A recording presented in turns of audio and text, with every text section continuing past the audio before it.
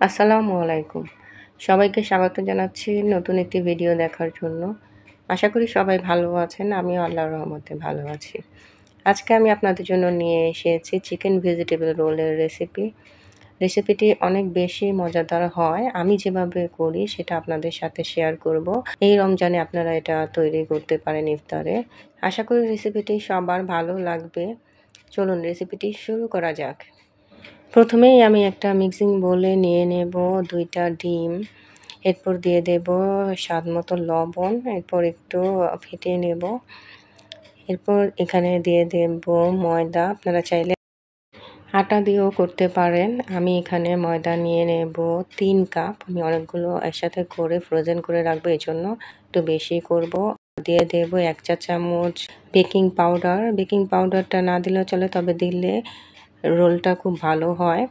তো আমি একটু মিশিয়ে নিয়ে অল্প অল্প পানি দিয়ে একটা ব্যাটার তৈরি করব।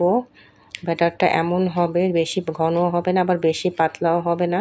পাটিসাপটা পিঠার ব্যাটার থেকে সামান্য একটু পাতলা হবে। আমি এই ব্যাটারটাকে স্মুথ করার জন্য ব্লেন্ডারে ব্লেন্ড করে নিলাম। আপনারা চাইলে হ্যান্ড বিটারেও করতে পারেন। ডাল ঘুটনি দিয়েও ঘুটে নিতে পারেন। ফিলিংয়ের জন্য চুলায় একটা কড়াই বসিয়ে দিয়েছি। দিয়ে দিয়েছি ৩ টেবিল চামচের মতো সয়াবিন তেল। দিয়ে দিয়েছি পেঁয়াজ কুচি। পেঁয়াজ এখানে আমি মাঝারি সাইজের ৩টা দিয়েছি। পেঁয়াজটা সামান্য ভেজে দিয়ে দেব ১ চা চামচ আদা রসুন বাটা। আদা রসুন বাটাটাকে ভেজে নেব কাঁচা গন্ধটা যাওয়া পর্যন্ত। এরপর দিয়ে দেব ১ চা চামচ লাল মরিচের গুঁড়া, দিয়ে দেব ১ চা চামচ গরম মশলার গুঁড়া, দিয়ে দেব 1/4 চা চামচ কালো গোলমরিচের গুঁড়া, দিয়ে দেব স্বাদ মতো লবণ। এরপর সামান্য পানি দিয়ে মশলাটাকে কষিয়ে নেব। মশলা কষানো হয়ে গেলে দিয়ে দেব চিকেন। এখানে আমি ১ কাপ চিকেন কুচি করে রেখেছিলাম। আপনারা চাইলে চিকেন কিমাও দিতে পারেন। তো চিকেনটাকে নেড়েচেড়ে ভেজে নেব। এরপর দিয়ে দেব ডিম। আমি এখানে ২টা ডিম ইউজ করব। ডিমটা দিলে ফিলিংটা অনেক বেশি মজা হয়। ডিম ছাড়াও করতে পারেন চাইলে। এরপর দিয়ে দেব কাঁচামরিচ কুচি। কাঁচামরিচ কুচি দিয়েও একটু ভেজে নেব। এরপর আমি কিছু সবজি অ্যাড করব। আমি আমার পছন্দ মতো সবজি নিয়েছি। আপনারা আপনাদের পছন্দ মতো সবজি নিয়ে নেবেন। দিয়ে দেব ফুলকপি ছোট ছোট করে কেটে নিয়েছি। দিয়ে দেব গাজর, বাঁধাকপি, পেঁয়াজ কলিও ছোট ছোট করে কেটে দিয়ে দেব। এরপর সব কিছু খুব ভালো করে নেড়ে চেড়ে মিশিয়ে নেব। এরপর ঢাকনা দিয়ে ঢেকে কিছুক্ষণ রান্না করব। ঢাকনা তুলে কিছুক্ষণ পরপরই নেড়ে চেড়ে দিতে হবে, নইলে নিচে লেগে যেতে পারে। এই পর্যায়ে আমি দিয়ে দেব কিছু টেস্টিং সল্ট। টেস্টিং সল্টটা না দিতে চাইলে স্কিপ করতে পারেন। দিয়ে দেব সামান্য ধনেপাতা কুচি। তো এরপর একটু নেড়ে চেড়ে মিশিয়ে নেব। আমার ফিলিং রেডি। এখন নামিয়ে ঠান্ডা করে নেব। যে ব্যাটারটা করে রেখেছিলাম সেটা ৩০ মিনিটের মতো রেস্টে রেখেছিলাম। এখন এটা থেকে আমি রুটি করে নেব। তো চুলায় একটা প্যান বসিয়ে নিয়েছি। সেখানে ১ চামচ দিয়ে একটু ঘুরিয়ে ঘুরিয়ে দেব। বুঝতেই পারছেন, দেখে বুঝে নিতে হবে কিভাবে করছি। তো এবার ঢেকে দেব। এরপর হয়ে গেলে উঠিয়ে নেব। ডিম আর বেকিং পাউডার দেওয়ার কারণে এর নিচে লেগে যাবে না, খুব সহজে উঠে আসবে। কোনো তেল বা কোনো কিছুই দিতে হবে না। দেখুন আমি ২ পাশটা গরম থাকতেই মুড়ে নেব। সব রুটি একসাথে বানাতে গেলে পানি বা ময়দা গুলে দিতে হয়, কিন্তু এভাবে গরম গরম করলে কোনো কিছুই দিতে হবে না। তো মাঝখানে আমি ফিলিং দিয়ে আস্তে আস্তে মুড়ে নেব। এই যে রোলটা তৈরি করে ফেলেছি, এখন এটা ফুলে যাবে না। দেখুন আমি আরেকটা করে নিচ্ছি আপনাদের বোঝার সুবিধার জন্য। আপনাদের দেখিয়ে দিচ্ছি আরেকটা, যে ২ পাশটাকে একটু চাপ দিয়ে লাগিয়ে নিলেই হবে। আর মাঝখানে ফিলিংটা দিয়ে আস্তে আস্তে ফোল্ড করে নেব। আর সাথে সাথে করার ফলে খুলেও যাবে না, খুব ভালোভাবে আটকে থাকবে। আর গরম গরম একটা এরকম করে আমি আরেকটা চুলায় দিয়ে দেই। তো একটা করতে করতে আরেকটা হয়ে যায়।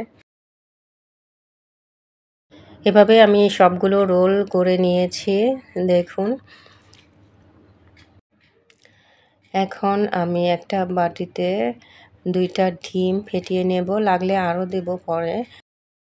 ডিমের সাথে কিছু দিতে হবে না, চাইলে একটু টেস্টিং সল্ট দিতে পারেন। রোল ডিমে খুব ভালো করে ডুবিয়ে নিলাম। এরপর বিস্কিটের গুঁড়া দিয়ে গড়িয়ে নেব।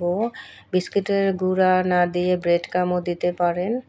তো আমি খুব ভালো করে এপাশ ওপাশ করে বিস্কিটের গুঁড়া লাগিয়ে নিলাম। আমার একটা রোল রেডি। আমি আরেকটা করে দেখাচ্ছি।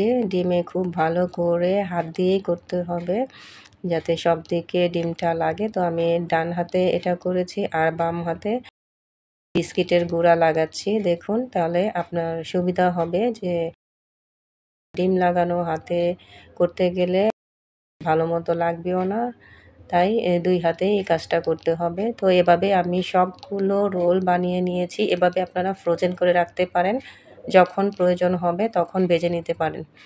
তো চুলায় আমি একটা প্যান বসিয়ে দিয়েছি, দিয়ে দিয়েছি পর্যাপ্ত তেল। তেলটা গরম হলে আমি রোলগুলো দিয়ে দেব। চুলার ফ্লেম মিডিয়াম থাকবে, একদম লো আঁচে ভাজা হবে না ঠিকমতো। এক পাশ হয়ে গেলে আস্তে আস্তে সবগুলো উল্টে দেব। উল্টে পাল্টে খুব ভালো করে ভেজে নেব। বেশিক্ষণ সময় লাগে না, খুব অল্প সময়ের মধ্যেই ভাজা হয়ে যায়। অনেকেই আছেন রুটি বেলে রোলটা বানিয়ে থাকেন, তবে আমি বলবো এইভাবে একবার বানিয়ে দেখবেন।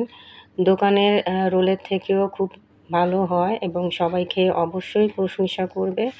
আমার এই রোল যে একবার খেয়েছে সারা জীবন মনে রেখেছে, আর আর বলেছে যে জীবনের বেস্ট রোল খেলাম। তো ইনশাল্লাহ আপনারাও যদি এই রেসিপি ফলো করে বানিয়ে নেন তাহলে আপনাদেরটাও এরকমই হবে। আমার সবগুলো রোল ভাজা শেষ, তো আমি এখন তেল ঝরিয়ে নামিয়ে নিলাম। এভাবে আমি সবগুলো রোল ভেজে নিয়েছি। আশা করি রেসিপিটি সবার ভালো লেগেছে। রেসিপিটি যদি ভালো লেগে থাকে লাইক, কমেন্ট, শেয়ার করে আমার পাশে থাকবেন। আবার হাজির হব নতুন কোনো রেসিপি নিয়ে। সবাই ভালো থাকুন, সুস্থ থাকুন, সুন্দর থাকুন, নিরাপদে থাকুন। আজ এই পর্যন্তই। আল্লাহ হাফেজ।